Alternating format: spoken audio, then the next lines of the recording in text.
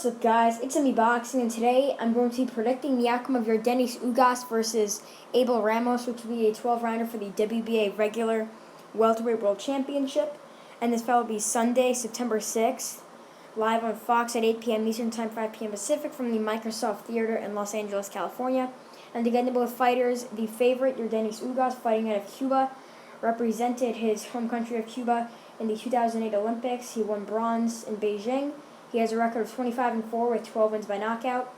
Although his record may be deceiving, he has so many wars, so many good fights, and so many wins versus top-level guys. As he's ranked number 7 by BoxRec, he's coming off a stoppage win over Mike Dallas Jr., and I believe that was February 1st of 2020. Before that, he took on Omar Figueroa Jr., and he won that fight by unanimous decision.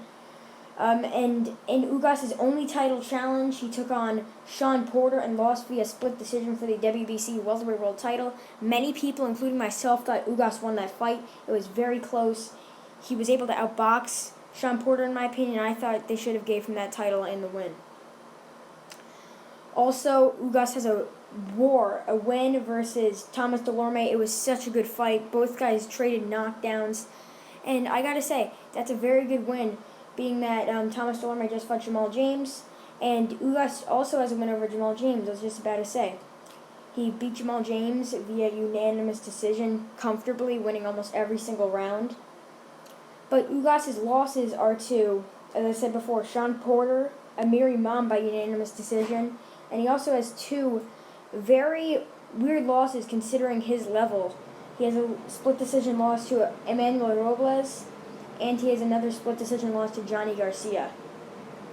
Whilst his opponent, Abel Ramos, ranked number 21 by BoxRec, he has a record of 26-3 with 2 draws and 20 big wins by knockout. Ramos is coming off his arguably best win over Bryant Perella, and I forgot to mention that Ugas also has a win versus Bryant Perella by knockout. Both have KO wins over Perella. That's one thing to compare them, both fighters, to. But in Ramos' fight with Perella, he was losing almost every round. But in the last second, 2 minutes, 59 seconds into the 10th round, Ramos dropped Perella for the second time in that round. Perella got up. The referee stopped it. It was very controversial. But before that, Ramos has a couple losses to Jamal James by majority decision.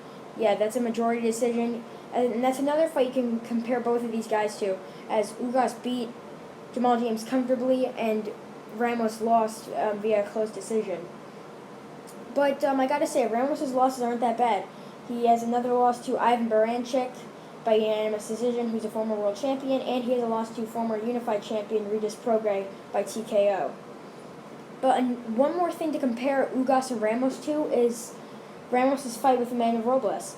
I know that Ugas lost by split decision, but against Emmanuel Robles, Abel Ramos beat Robles by knockout. So the things to compare them to is the Perella fight, the Robles fight, and the Jamal James fight. And when you look at all of their fights they had, obviously Ugas has the better resume, and I'm actually predicting Ugas to win by a comfortable decision.